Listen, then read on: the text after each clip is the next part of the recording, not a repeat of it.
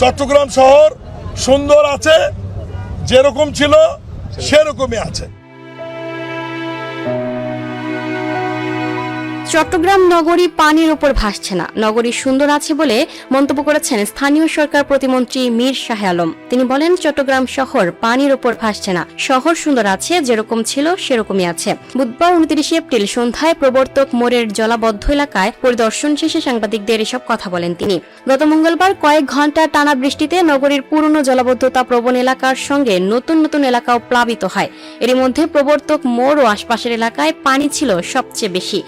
আজ আবার বৃষ্টির মধ্যে নগরীর প্রবর্তক মোড় ঘিরে ফের জলাবদ্ধতার সৃষ্টি হয়। তার আগে সোমবারও ওই এলাকায় জলাবদ্ধতা হয়েছিল। প্রতিমন্ত্রী বলেন, আমি মিডিয়ার প্রতি শ্রদ্ধা রেখে বলতে চাই, আপনারা যেভাবে নিউজটি করেছেন সামাজিক যোগাযোগ মাধ্যমে চট্টগ্রাম শহর পানির ওপর ভাসছে, আমি চট্টগ্রাম এসে ঘুরে দেখলাম সন্ধ্যার পর থেকে। চট্টগ্রাম শহর পানির ওপর ভাসছে না, চট্টগ্রাম শহর সুন্দর আছে, যেরকম ছিল সেরকমই আছে। তিনি বলেন, হঠাৎ করে অতিবৃষ্টির কারণে কিছুটা পানির জমাট বাঁধলেও সঠিক সময়ে পানিটি নিষ্কাশন হয়ে গেছে। 60 কিলোমিটার আয়তনের একটি সিটি কর্পোরেশন। আমরা যেটুকু পানির মধ্যে হাঁটলাম এটা 7 ফুটও হবে না, সর্বোচ্চ 30 ফুট জায়গা হবে। আমি নিজ পায়ে হেঁটে এর মধ্য দিয়ে এসেছি, একগোছা পানি হবে। এখন নিষ্কাশন হয়েছে, আমি নিজে পানির মধ্যে দিয়ে হেঁটে এসেছি, যেটুকু পানি আছে আজকে এবং আগামীকাল সকালের মধ্যে। তিনি আরো বলেন, আপনারা জানেন সিটি কর্পোরেশনের অনেক খালের মধ্যে 36টি খাল সংস্কার, পুনর্নির্মাণ, পানি প্রবাহ ঠিক রাখার জন্য চট্টগ্রাম উন্নয়ন কর্তৃপক্ষের কাছে হস্তান্তর করা হয়, যেটা সংক্ষেপে সিডিএ। চট্টগ্রাম উন্নয়ন কর্তৃপক্ষের ইঞ্জিনিয়ারিং ম্যান পাওয়ারের ঘাটতি থাকার কারণে 2016 সালে প্রকল্পটি সেনাবাহিনীর ইঞ্জিনিয়ারিং কোরের মাধ্যমে কাজটি বাস্তবায়ন শুরু করে। 2019 সালে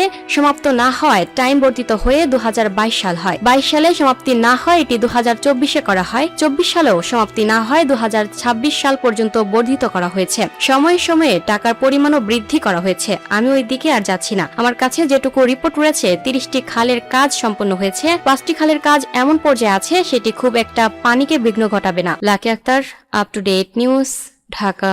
যাতে জলাবদ্ধতা না হয় এবং চট্টগ্রাম নগরবাসী যাতে স্বস্তিতে বসবাস করতে পারে, এ ব্যাপারে আমরা প্রয়োজনীয় পদক্ষেপ নেব ইনশাআল্লাহ।